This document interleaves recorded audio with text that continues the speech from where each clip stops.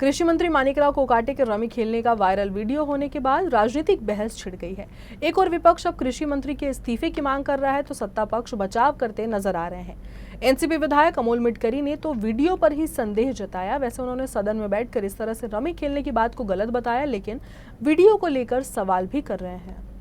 गेल्या 3 दिवसापासून आपण बघत असाल की काही दिवसांपूर्वी माननीय कृषी मंत्री माणिकरावजी कोकाटे हे रमी खेळत असल्याचा एक व्हिडिओ रोहित पवार यांनी ट्विट केला। त्यानंतर जितेंद्र आव्हाड यांनी स्वतः 2 व्हिडिओ ट्विट केले आणि आज त्यांनी पत्रकार परिषद घेऊन त्याचा खुलासा केल्यानंतर सुद्धा आत्ता 5 मिनिटांपूर्वी रोहित पवार यांनी परत 2 व्हिडिओ अपलोड केले।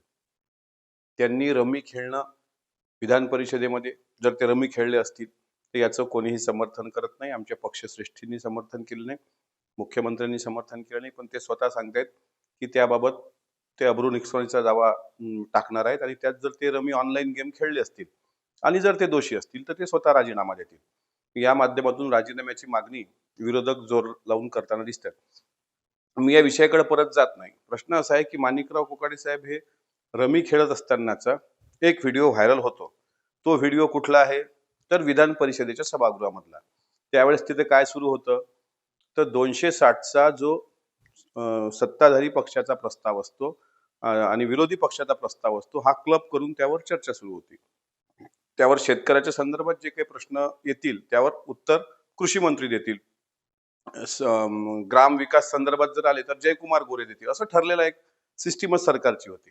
आता त्यावेळेस साधारणपणे दुपारचा वेळ होता आणि ते मोबाईलवर काही पाहत असताना तो व्हिडिओ काढला गेला आणि तो व्हिडिओ अधिवेशन संपल्यानंतर अपलोड केला गेला। असं असतं। आमदार म्हणून माझंच उदाहरण घेऊया की मीच त्यांच्या बाजूला बसलेला आहे।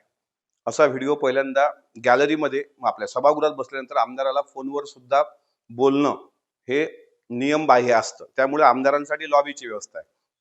समजा एखाद्या आमदारांनी तो शूट केला असता तर त्यांनी बाजूला बसून शूट करताना ते आडवा असा सरळच आला असता ना। कृषी मंत्र्यांचा व्हिडिओ तो कुठून शूट झालाय तर तो वरून शूट झालाय, कारण ते खाली दिसतायत। त्यांच्या मोबाईलचा भाग जो आहे तो खालचा दिसतोय। या साईडला किंवा या साईडला एखाद्या आमदारांनी घेतला असता तर कदाचित रमी खेळताना दिसलं नसतं, म्हणजे रमीचं चित्र दिसलं नसतं।